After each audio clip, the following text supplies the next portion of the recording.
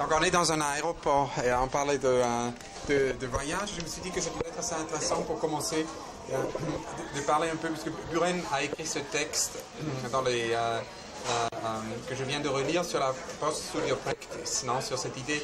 Et ça fait 3 décennies en fait, c'était sans doute avec Buren la première génération, on peut dire, que les artistes ont articulé une pratique. Il y a les fameuses listes de Buren avec tous les avions qu'il a pris. En fait, une sorte de pratique où l'artiste ne crée plus nécessairement dans un atelier, mais où le monde devient l'atelier.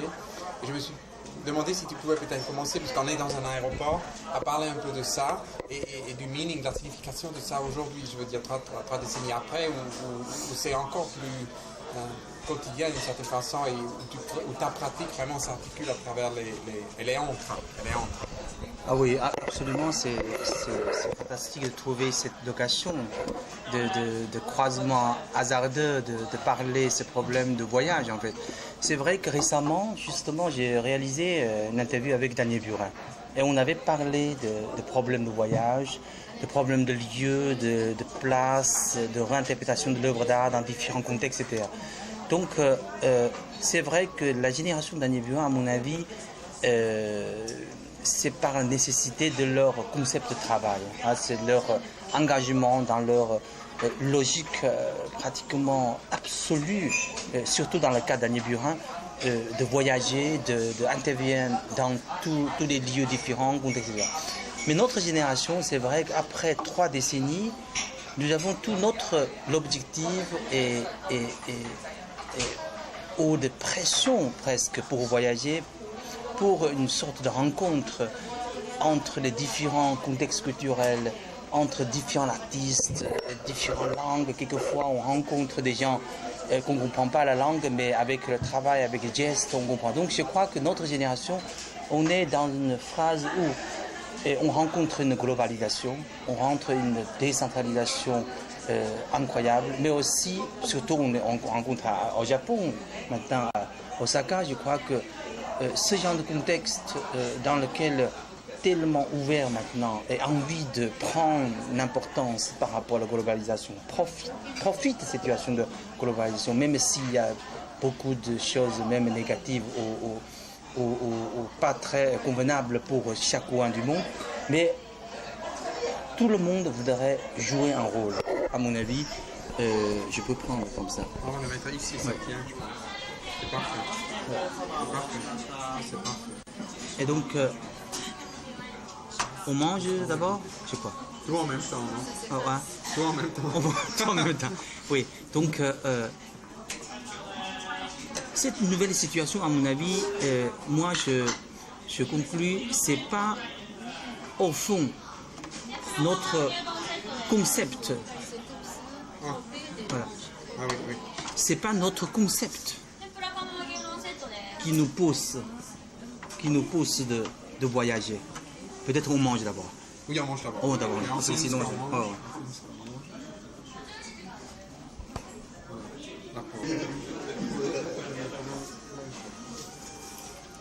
Ça, c'est mieux. Est-ce que tu as des batteries 8 heures maintenant? C'est une batterie combien d'heures? 2 heures environ. 2 heures environ? J'en ai 2, donc je peux 4 fois. Ah oui, parce que maintenant il y a des batteries 8 heures. Il y en a 8 heures. 8 heures. Mais ils doivent être énormément épais encore. Ah non, c'est le même volume. C'est quand même. Oui, je ne sais pas si c'est caméra, pour l'autre caméra, c'est sûr, il y a 8 heures, tranquille. Puis on était en train de parler, tu parlais de ta conversation avec Buren, tu étais en train de parler. C'est intéressant aussi de parler à quelle mesure c'est différent. Ah oui, c'est une génération complètement différente parce que je crois que dans une génération de Buren, eux, ils ont leur concept assez précis. Donc, ils ont apporté ce concept au monde, c'est en fait une sorte de modernisme, si tu veux dire. Ils ont un concept et voilà. c'est un peu... Voilà, c'est-à-dire c'est le concept qui tient leur travail, c'est la base de leur pensée, etc. Donc, mais chez Daniel Burin, il y a une sorte de souplesse, ouverture quand même extraordinaire. C'est peut-être un des rares cas de sa génération, c'est qu'il toujours dialogue avec le lieu, avec ses outils visuels, bandes, etc. Donc ça lui donne une souplesse extraordinaire en même temps. Mais quand même, au niveau du concept, c'est le concept logique absolu pour développer, enrichir son concept. Mais notre génération, à mon avis, au moins chez moi, c'est qu'on modifier, travailler, changer et trouver un nouvel concept pendant le voyage, entre le voyage. C'est pas une question de distribuer notre concept, c'est qu'on est obligé de s'affronter chaque fois à un nouveau contexte pour dialoguer avec le lieu, c'est-à-dire le rencontre de nouveaux lieux et le voyage comme une sorte de déstabilisateur par rapport à notre habitude de travail. C'est ça qui me passionne en fait, qui me stimule aujourd'hui le voyage. Ça veut dire qu'aujourd'hui, si je vais faire un projet demain pour le Biennale de Taipei ou pour une autre Biennale ou pour notre... Et je ne peux pas répéter facilement ce que j'avais fait déjà le voyage précédent. Donc le voyage et entre voyages, in between voyages, devient un vrai espace pour connecter les différents concepts ensemble. Donc en somme, si je dis il y a un concept pour notre génération, c'est justement un concept entre les concepts, c'est-à-dire entre voyages. Donc je crois que ça c'est quelque chose assez nouveau pour notre génération. Le mouvement pour nous, c'est pas simplement une distribution, c'est pas un développement ou déroulement de même concept, mais c'est une mutation en soi en permanence, perpétuelle. Et comment tu vois la notion de déstabilisateur? Parce que c'est une notion très intéressante, le déstabilisateur, le perturbateur. Est-ce que tu vois, parce que d'une certaine façon, il y a toutes ces influences, ces rencontres qui se situent sur le voyage, qui d'une certaine manière déstabilisent ta pratique, ce qui est justement très important, puisqu'il la déstabilise pour la pousser ailleurs, et en même temps, on pourrait aussi dire l'inverse, on pourrait aussi dire que l'artiste, toi, qui vient dans une ville, est un déstabilisateur pour cette ville. Comment tu définirais cette notion? Je crois que déstabiliseur, moi je dis, c'est très important d'une question d'abord la conscience en soi. C'est-à-dire, pour avoir une sorte de déstabiliser, une situation déstabilisée, il faut qu'on est prêt dans notre profonde conscience qu'on est en train envie d'être déstabilisé. Parce que je crois que ça c'est très important. Ça veut dire qu'on n'est pas figé par rapport au concept logique, absolu, au profond, tout ce que tu veux. Mais je crois que d'être prêt, d'être déstabilisé, c'est une sorte de position, c'est une sorte de conscience très importante. Après, le déstabilisateur, je dis le voyage, tout ce genre de rencontre, pour moi, c'est une nouvelle dimension pour l'inspiration artistique par rapport à la création. Parce que la création, je crois que depuis au début du siècle, même une période de sommet dans les années 60-70, était toujours concernant l'intelligence, le côté subjectif, l'intelligence de la part de l'artiste. C'est-à-dire l'artiste était le catalyseur de l'idée, de pensée, etc. Mais maintenant, on est dans un network, dans un réseau incroyablement complexe et riche. Donc je crois que l'artiste en tant que l'individu n'est plus efficace possible de penser tout et de renouveler, se renouveler perpétuellement.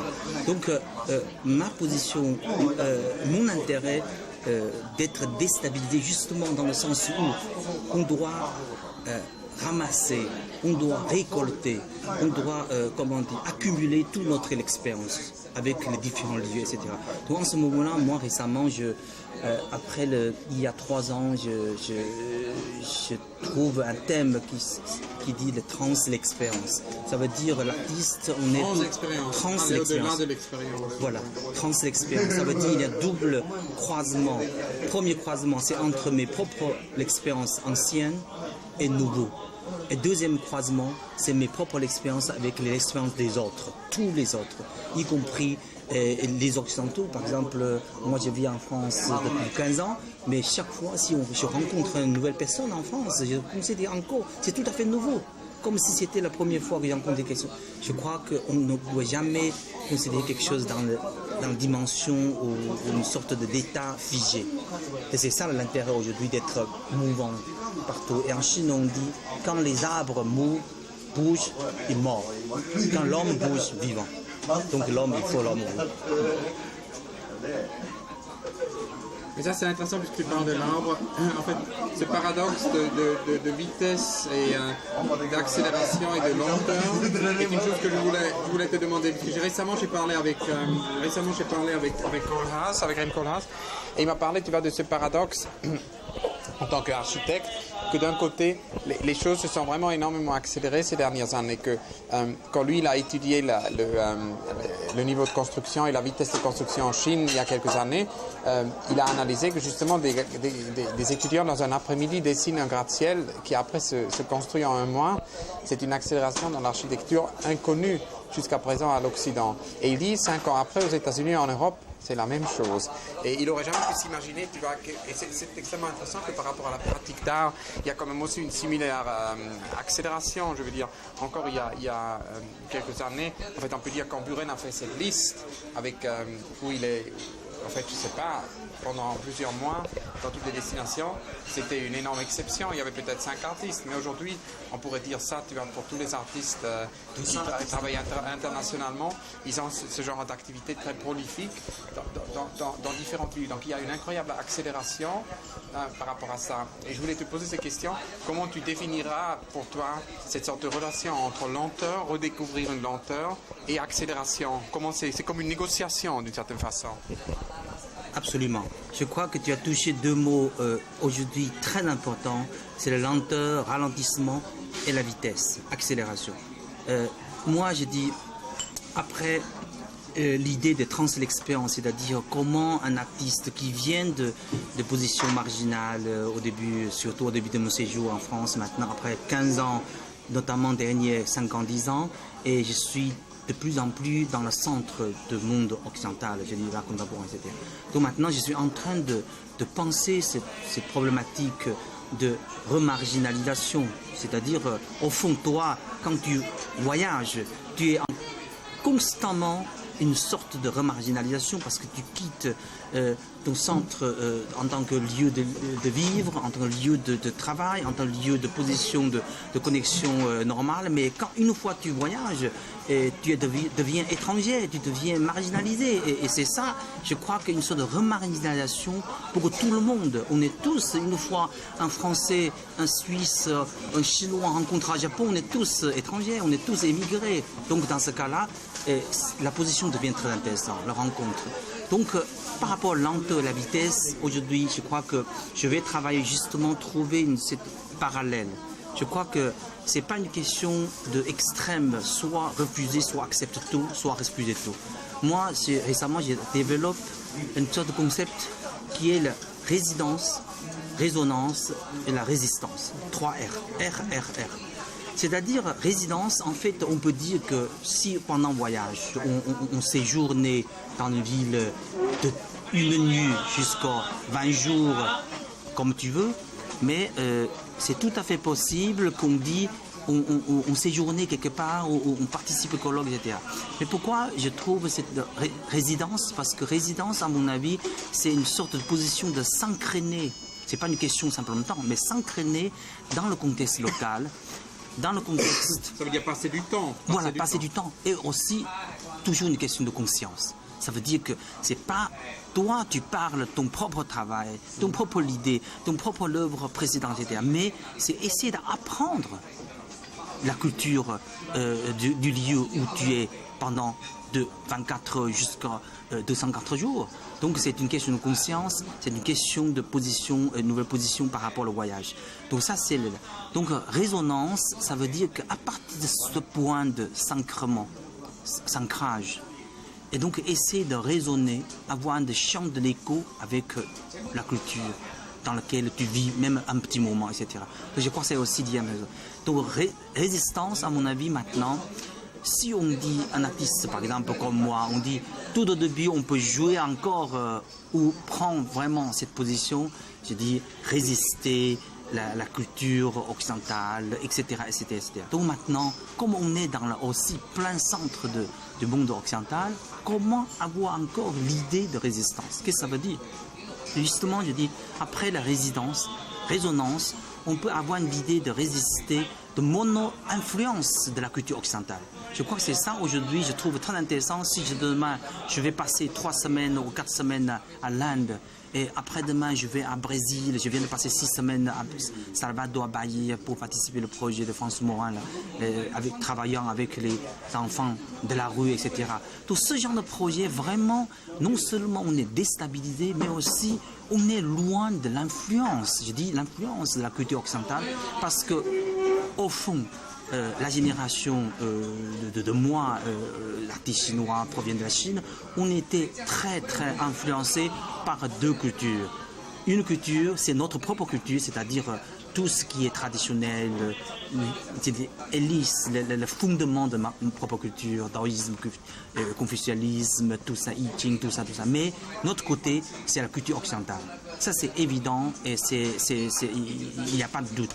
Mais maintenant, après 10 ans, je vais justement prendre cette position en profitant encore une fois de la voyage.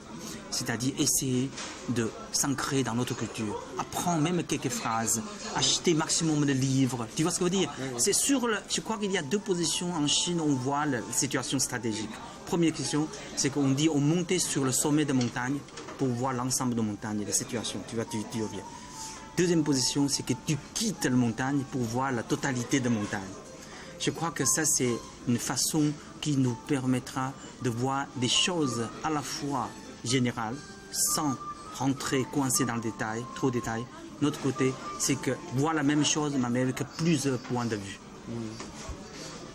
Et donc ça veut dire que peut-être nécessairement, parce que c'est intéressant dans le sens où ça veut dire de aussi re-questionner en fait peut-être ce que ça veut dire une institutionnalisation de la pratique, non? Parce que ça veut aussi dire de ressortir peut-être dans d'autres contextes. Je pense que ce qui est très intéressant, c'est que dans les années 90, il y a quand même une sorte de moment où on a tous cru en l'infiltration, on a tous cru d'une certaine façon en infiltration, tu vois, des structures existantes. Et je pense que du coup, se pose maintenant très fortement la question peut-être s'il ne fallait pas inventer des structures. Parce que cette idée d'infiltrer à perpétuer des structures existantes, parce que je pense que là, c'est par rapport à ça, je voudrais peut-être te poser un peu plus de questions par rapport à ce 3e mot de la résistance.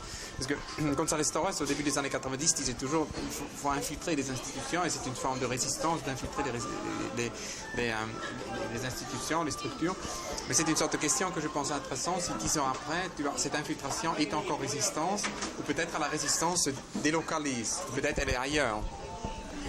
Je crois que, tu sais, quelquefois on dit, par exemple, l'effet de ce réseau de voyage, de phénomène de biennale, phénomène de grande exposition partout. Chacun voudrait une liste internationale, etc. Et chacun voudrait aussi inviter des gens différents dans le milieu, etc. Mais finalement, on a l'impression qu'à peu près le même groupe de gens. Donc, en fait, tu avais parlé de l'institutionnalisation de situations. Moi, j'avais parlé de multiculturalisme aujourd'hui pratiquement bien institutionnalisé, parce que ça devient un style, ça devient un système, ça devient une sorte de machine dans laquelle tout le monde a à peu près la même formule, même façon de faire une exposition. C'est-à-dire il n'y a pas de 36 solutions, on dit. Mais justement, à mon avis, aujourd'hui, peut-être existe déjà une sorte de structure, nouveau système. C'est justement ton commencement de question, c'est le voyage. À mon avis, comment transformer ces voyages en une sorte de nouvelle structure, en une sorte de nouvelle façon de vivre? Parce qu'on peut, si au fond, notre génération, les gens comme nous, notre façon de vivre est différente, très très différente. Donc, comment transformer cette façon de vivre devient une sorte de nouveau questionnement, devient une sorte de lieu de réflexion.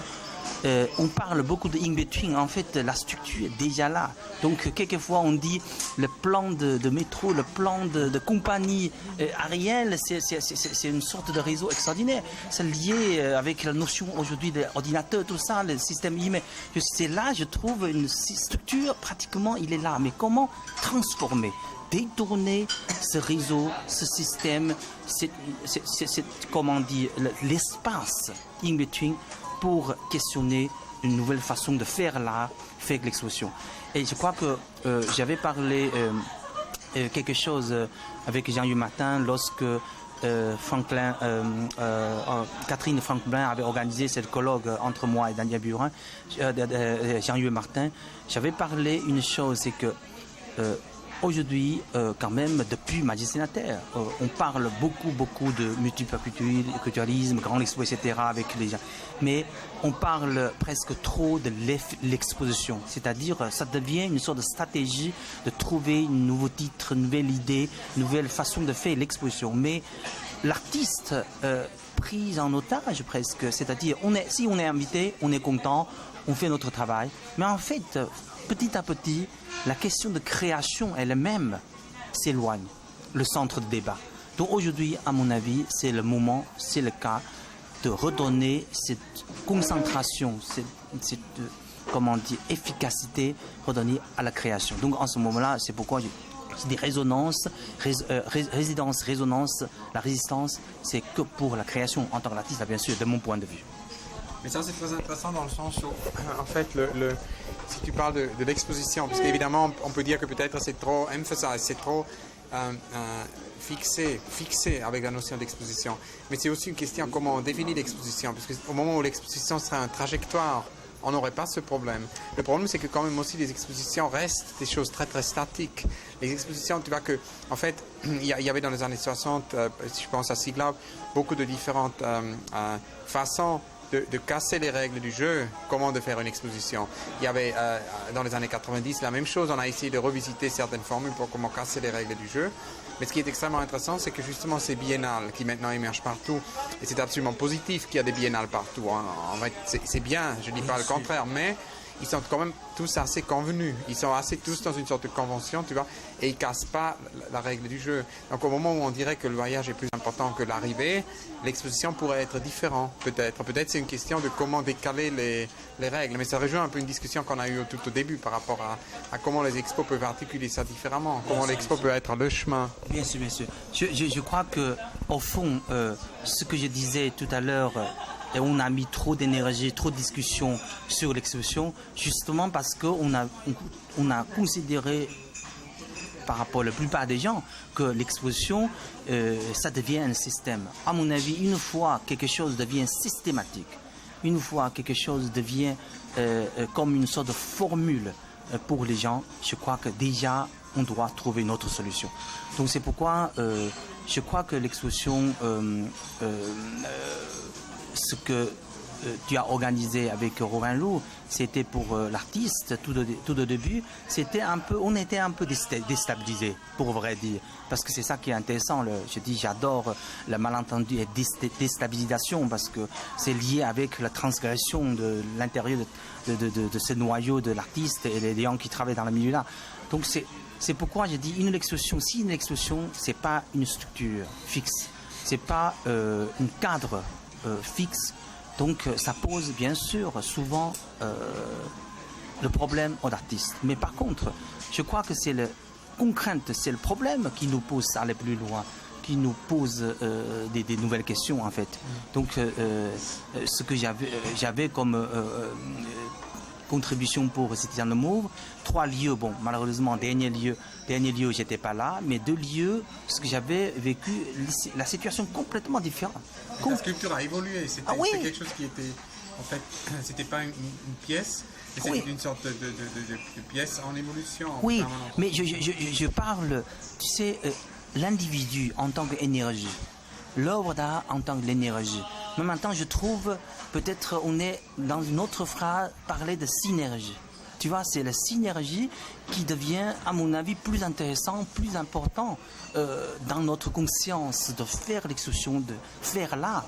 parce que l'énergie, c'était toujours au niveau de rencontre, au niveau de s'efforcer de rencontrer, de communiquer, de dialoguer, au fait dialoguer entre les gens, entre l'œuvre d'art, que ce soit par une exposition ou que ce soit par une démarche artistique.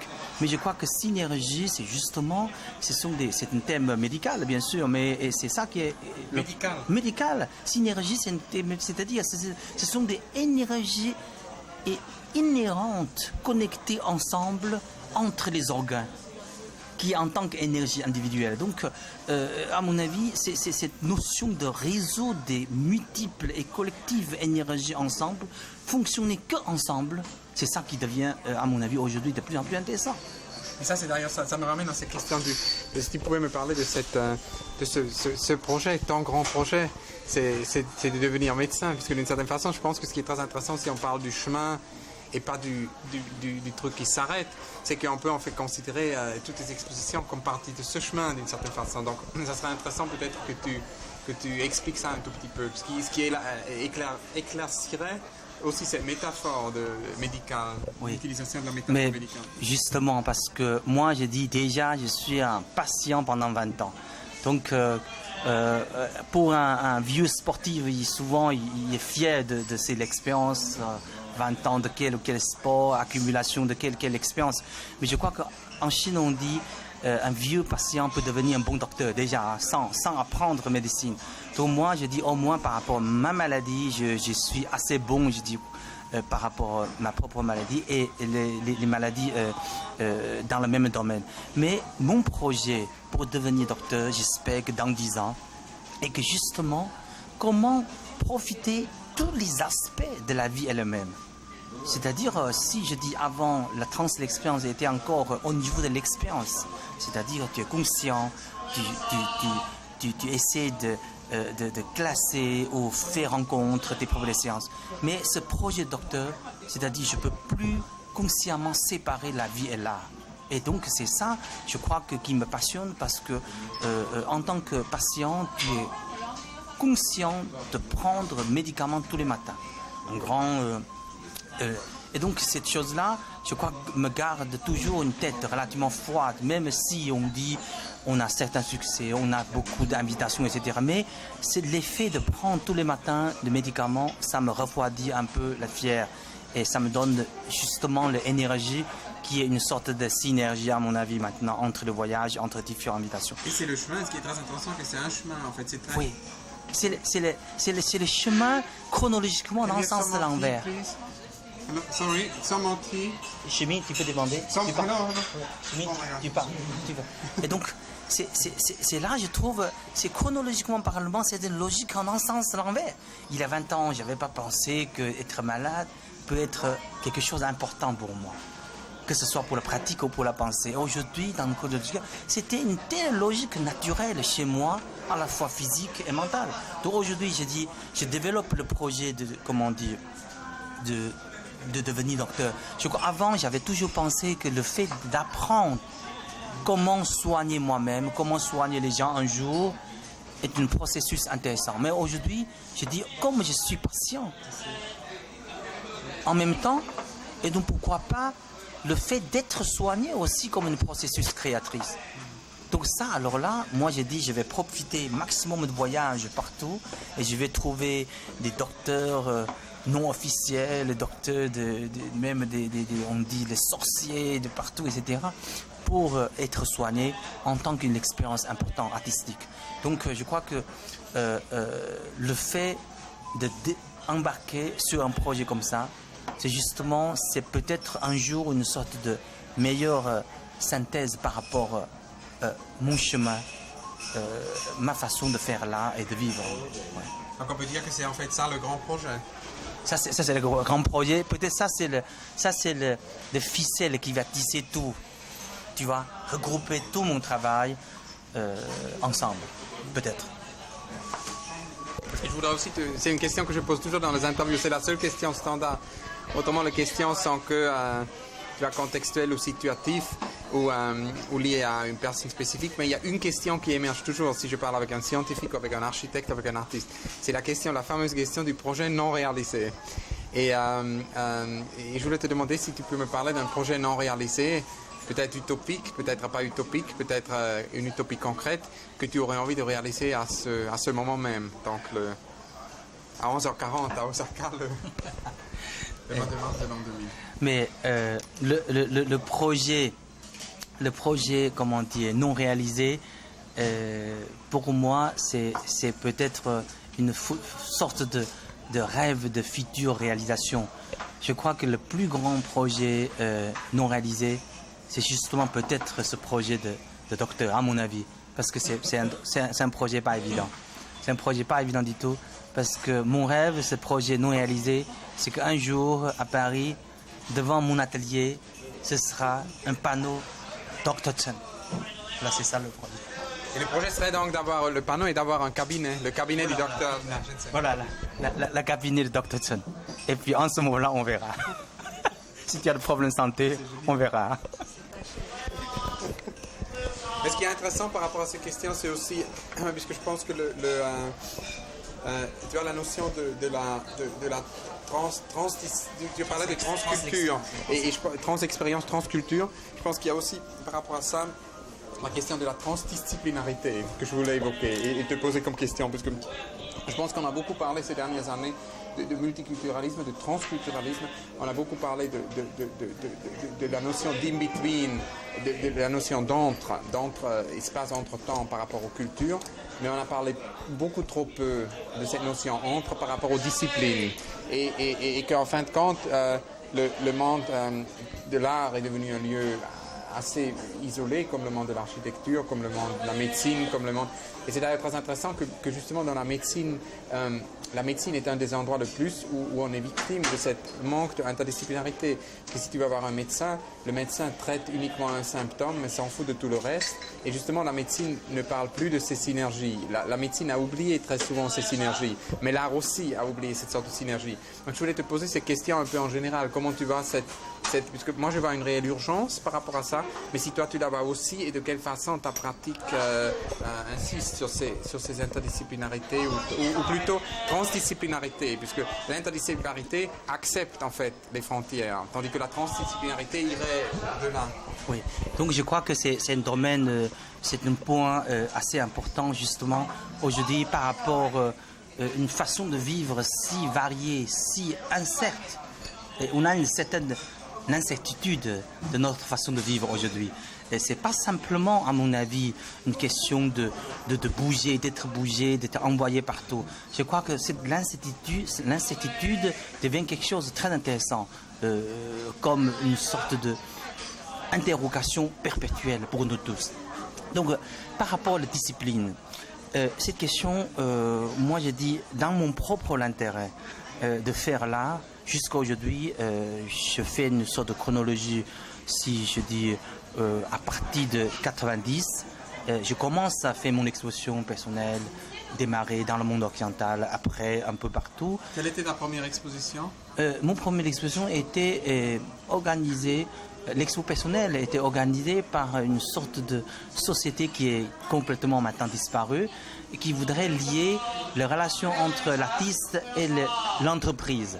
Donc, cette société justement s'appelle Hangar 028 et donc c'est eux qui organisaient première l'exposition en louant un espace à rue de Roquette comme des Bastilles. Donc c'était pas du tout dans une galerie, il n'y a pas un nom, etc.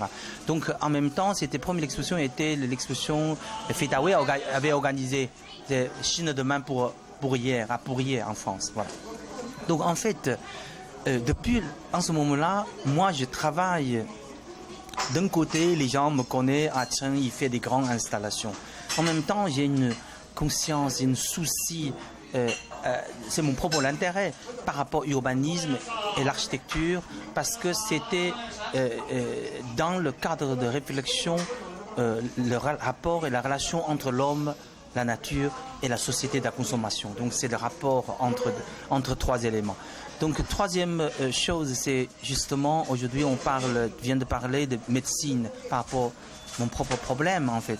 Je dis récemment dans mon travail aussi, à partir comment dire, la pièce que j'ai créée pour Tel Aviv Museum, après exposée à Venice Biennale cette année. Participatoire. Voilà, donc c'était une grande surprise pour moi. Ça, c'était aussi une sorte de synergie, un exemple de synergie que j'avais pas prévu. C'est-à-dire, le public jouait un rôle tellement important pour l'œuvre. En fait, j'avais pensé que cette pièce ne s'achevait que lorsque le public participe. Au moins la moitié du travail était le public. Non? Voilà, absolument. La révélation de sens du travail était le public. Donc justement, cette pièce m'avait donné beaucoup de l'idée de la question de interdisciplinarité ou transdisciplinarité. C'est une œuvre d'art. Quelquefois, on peut dire à partir de l'objet, en partie de la sculpture, en partie de l'installation en tant que l'objet, à partir de l'installation en tant que l'espace.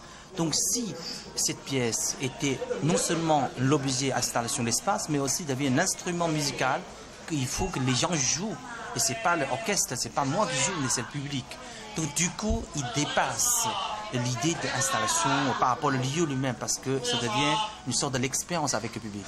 Donc cette pièce qui m'emmène justement de penser, est-ce qu'il y a une potentialité avec le spectacle?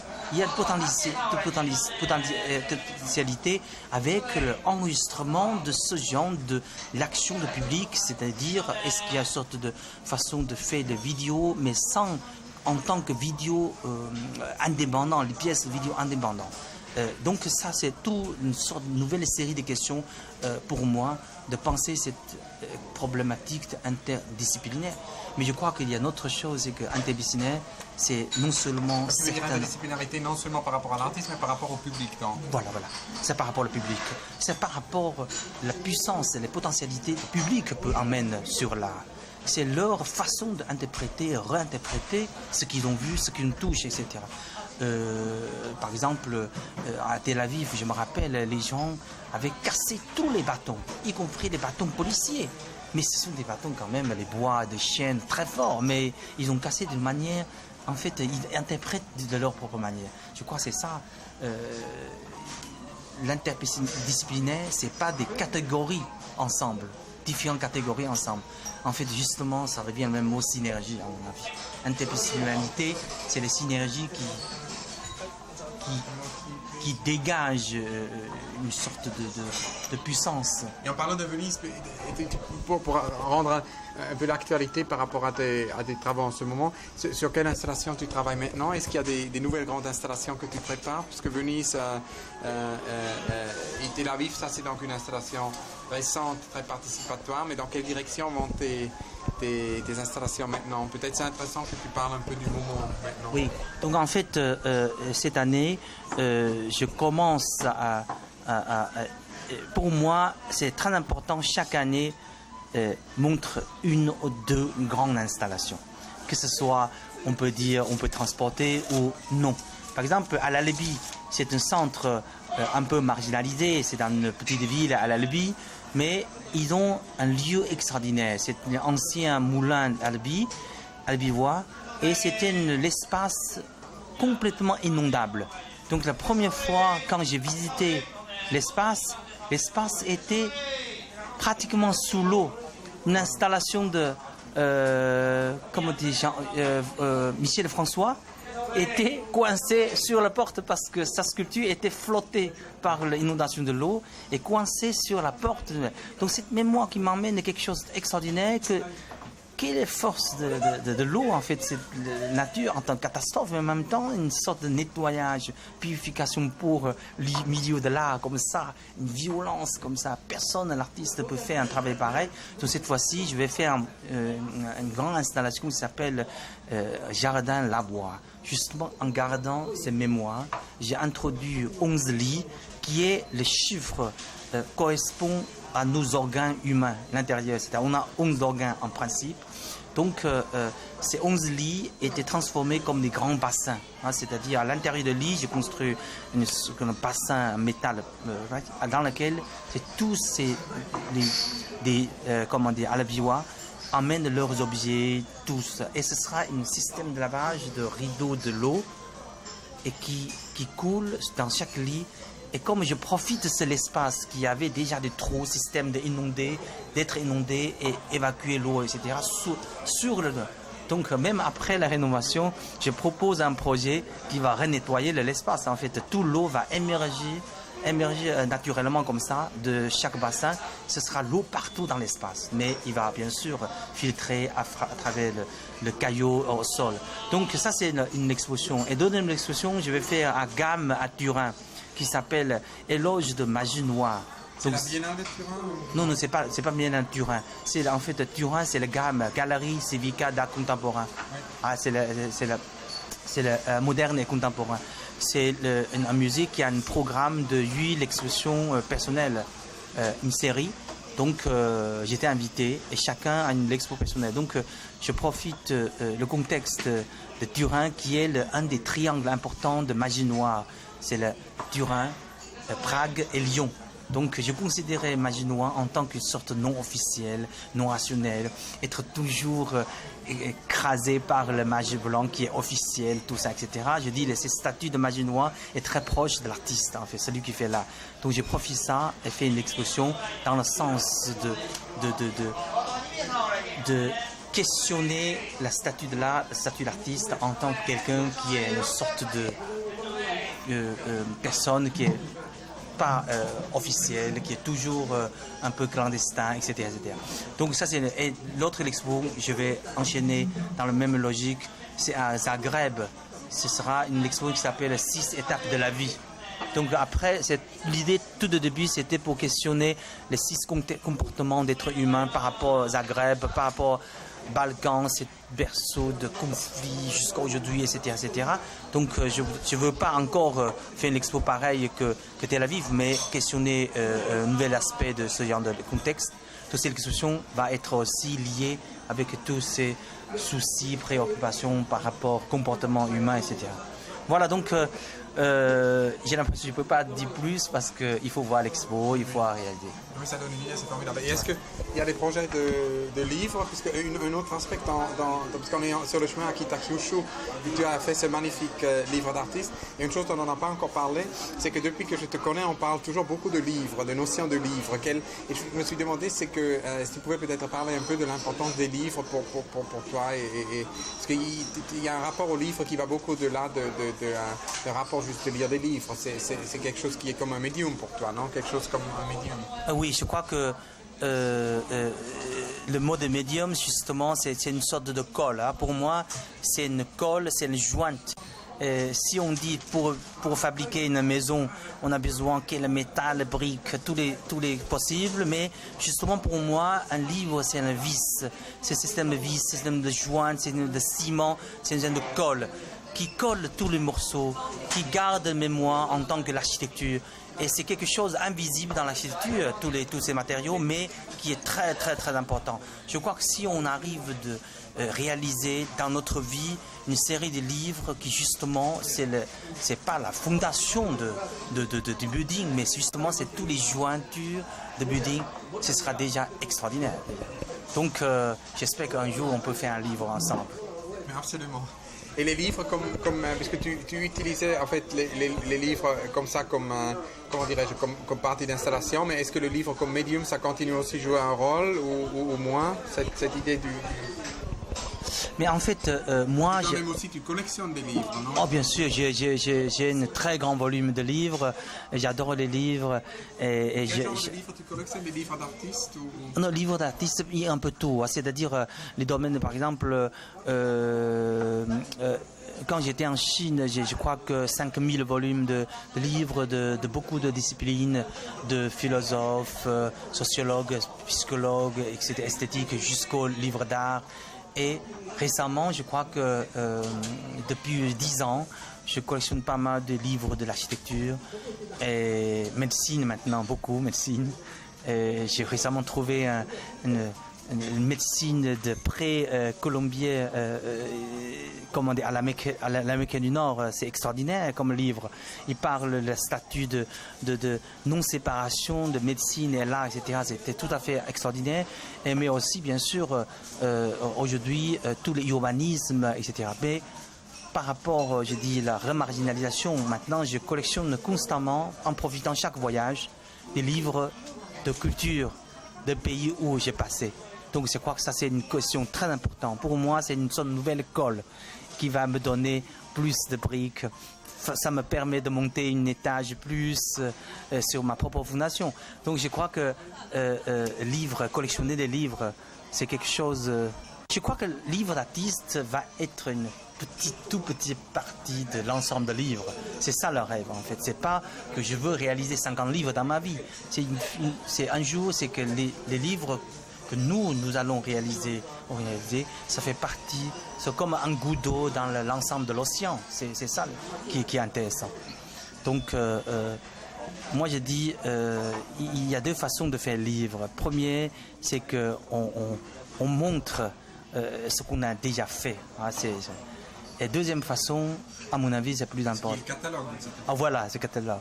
Et deuxième façon, c'est que livre devient lieu de débat, de notre propre débat et avec les autres, parce que j'ai toujours pensé une stratégie par rapport à un artiste comme nous, ça vient de notre culture, parce que le message dans notre travail, les références culturelles, etc., était toujours un peu paradoxal, ambigu, un peu à flot, confus, souvent malentendu, etc. Donc, toutes ces dimensions, il y a un espace, un objet, on peut relativement parler comme lieu de débat, lieu de colloque, c'est le livre. Donc je voudrais bien profiter des livres dans ma vie, reste de ma vie, pour parler avec les gens, pour discuter plus profondément, etc. Parce que je crois que c'est comme si on a dit il y a différentes catégories, il y a différentes disciplines, justement, le livre lui-même en soi, c'est une sorte de discipline en fait, une sorte de catégorie. Il faut justement profiter quelquefois de la particularité de chaque discipline pour faire l'ensemble de travail, au lieu de faire que l'installation. Mais là, il y a aussi, ça nous ramène à un autre médium que tu utilises, qui est le website, puisque tu travailles sur ce website que j'avais visité il y a 1 an environ sur Shanghai, qui fait partie du website oui, et d'une recherche que tu fasses sur l'urbanisme à Shanghai. Donc je voulais te demander si tu pouvais me parler un peu de ce projet website et en même temps aussi plus spécifiquement sur ce retour de toi à Shanghai que je considère extrêmement intéressant. Mais en fait, j'étais retourné pour la première fois 93 à Shanghai. Donc après 8 ans de séjour non-stop. Tu étais oui. d'origine de Shanghai. Oui, je suis d'origine de Shanghai. Donc c'est pourquoi je dis, quelquefois on dit on a la chance d'être quel pays ou de quelle ville, etc.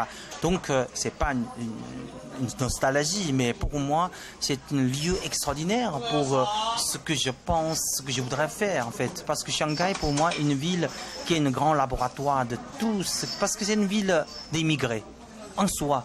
Parce que Shanghai était, il n'y a pas beaucoup d'années de l'histoire. Je crois que maximum 300-400 ans de l'histoire de Shanghai. Donc c'est pas si vieux que le reste de la Chine. Donc Shanghai, où par exemple mes parents n'étaient pas shanghaïens, les parents de Xuming, ma femme, n'étaient pas shanghaïens. Mais nous sommes tous une sorte d'émigrés de la Chine, comme une sorte de continent. C'est pas... Donc Shanghai, je crois, une sorte de parallélité avec les grandes métropoles comme Paris, comme Londres. Diaspora d'une certaine façon. Voilà. Donc c'est une lieu de rencontre diaspora. Donc mon projet à Shanghai, que aussi c'est un grand projet, je voudrais chaque fois retourner à Shanghai pour s'interroger d'après un thème que j'ai utilisé pour la première fois. Ce sera une sorte d'enquête sociale pour Shanghai. Je voudrais aussi, c'est un projet un peu comme docteur, je voudrais faire ça dans le reste de ma vie. Donc ça serait Jensen urbaniste. Urbaniste, voilà, pourquoi donc pas. en fait, on peut parler d'une multiplication des rôles aussi. Ah oui, c'est-à-dire, moi j'ai dit, jusqu'à maintenant, peut-être les gens ne connaissaient pas encore ce genre de travail, ce genre de projet assez ambitieux, à long terme. C'est aussi, il fait partie de lenteur. Parce que lenteur, il y a deux façons. Soit tu ralentis un moment, soit tu accumules plein de petits moments sur le même sujet. C'est-à-dire, ralentissement, c'est une question de densité, à mon avis. C'est une question de profondeur. Hein, c'est pas une question qu'on est obligé de stopper le reste pour faire une seule chose. Je crois que si on a ralentissement et la lenteur, pour moi, c'est le processus de profondeur creusé et dans le temps. Donc, ce projet de humaniste, si je peux, d'après toi, dire comme ça, c'est que je crois que Shanghai, il change. Nous avoir un bureau avec une plaque. Hein. Shanghai, pour avoir le bureau avec la plaque Jensen Urbaniste. Pourquoi pas, oui. J'essaie de trouver un lieu, trouver une plaque comme ça. C'est vrai que maintenant, j'ai fait une étude pour la ville de Paris, Paris-Gauche, le chantier, qui était très bien accueilli parce que je prends toutes les consciences de grandes villes comme ça, dans la modernité, mais aussi avec une vieille histoire comme ça. Comment peut-on encore poser une nouvelle question par rapport à l'architecture, par rapport au rapport entre l'art contemporain et l'architecture. Tout Shanghai, à mon avis, maintenant, dans la phase où tous les semaines il bouge et surtout, il ne sait pas où il va. C'est ça quelque chose qui est extraordinaire dans tous les grandes capitales asiatiques. En fait, les gens ne savent pas où il va. Et simplement, oui, il n'y a pas d'urbanisme à long terme ou une sorte de stratégie, mais malgré les Chinois parlent beaucoup de stratégie, mais on n'a pas vraiment, parce que le principe aujourd'hui, c'est une question de rattraper le temps. Quand on veut rattraper quelque chose, à mon avis, on a toujours manqué quelque chose. Une fois rattrapé, comment revoir tous les processus. Mais maintenant, peut-être c'est le point de départ d'énergie, parce que si on a trop de nostalgie, on a trop de soucis, si on avance 3 pas et recule 2 pas, on ne pourrait jamais réaliser quelque chose d'important. Donc, mais c'est sur cet aspect-là qui m'intéresse, de suivre cette mutation, ce développement, ce bouleversement d'une ville comme Shanghai et cette constante, continuelle d'enquête sociale. Et donc tu retournes régulièrement à Shanghai et tu prends des images, ça c'est une partie de cette enquête, non? Ah oui, absolument. Je crois que Shanghai, je fais des notes, je fais constamment des photos de toutes sortes de manières. Et maintenant, je crois que je voudrais faire, j'ai déjà trouvé dizaines de thèmes pour enregistrer cette enquête sociale, aussi différentes façons. Je crois qu'à travers tous les médiums possibles, de dessin, de vidéocaméra et de photocaméra, et aussi d'entretien avec les gens, etc., etc. Donc je crois que la façon de faire cette enquête, justement, il faut multiples disciplinaires, parce que sinon on ne peut pas réussir à faire une enquête profonde par rapport à une ville comme Shanghai. Parce que j'ai beaucoup d'amis maintenant, ils vont prendre certaines positions importantes dans la ville, ils ont devenu directeurs de comment on dit, l'institution, l'établissement, etc. Donc par rapport à ce genre de personnes, faire une photo de eux, ça prend pas beaucoup de sens, mais faire une interview par exemple par rapport à eux, c'est extraordinaire. Donc je crois que je vais justement profiter chaque voyage, retourner en Chine, à Shanghai surtout, pour continuer ce projet. Et je ne sais pas ce que ça va donner, je dis, l'effet visuel ou physique dans l'avenir, dans l'espace, mais le processus lui-même devient quelque chose d'important. Tu vois, c'est le fait de... Encore c'est le chemin. C'est une idée très bouddhiste, non? Bouddhiste, il dit que on ne sait pas si aujourd'hui est plus important que hier ou que demain. Mais une chose, on sait sûr, que demain, ce sera une nouvelle journée. Donc, c'est-à-dire, c'est l'étape, l'instant, après l'instant.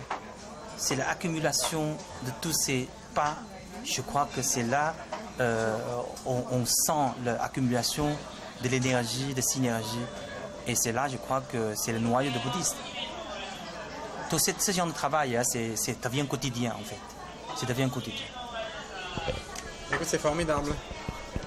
C'était génial. Merci. C'est vraiment bien. On va le transcrire. Oui, transcrire. Après, il faut... Après, je te l'envoie par email et après, tu ajoutes ou tu soustrais. Mais il faut que je fasse une bonne photo de vous deux. Oui, ça c'est parfait. C'est génial. Génial. Très bien. Tu vois? C'est déjà... Et donc, en fait, une fois transcrit, tu modifies déjà un peu tes...